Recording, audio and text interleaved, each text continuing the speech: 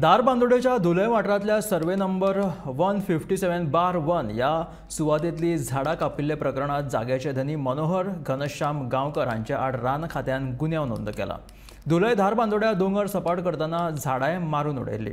ताची बुधवारा कुळे विभागांतल्या धारबांदोडा रान खात्याच्या अधिकाऱ्यांनी पंचनामो केल्लो। धारबांदोडा पंचायत क्षेत्रांत जो धुलय भाग आसा त्या धुलय भागांत जमीन सपाटीकरण करतना कितल्याशाच झाडांची कत्तल जाल्ली आसा।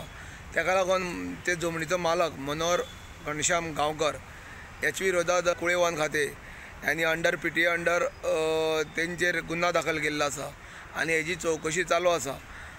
अशेंच प्रकरण जेन्ना गोमंतक टीव्हीन उगडकीस हाडलेले ताका लागून एका वाचा फुटली आनी ह्या संदर्भात जो कोण प्रायवेट प्लॉट करताले आनी विकताले आनी तेंचेर ही कारवाय जाल्ली आसा। हांगा जो तो मालक आसा जमनीचो मालक तेजेर ही झाडां मारल्या कारणान कारवाय जाल्ली आसा। PTA अंडर तेजेर गुन्हा दाखल केल्लो आसा।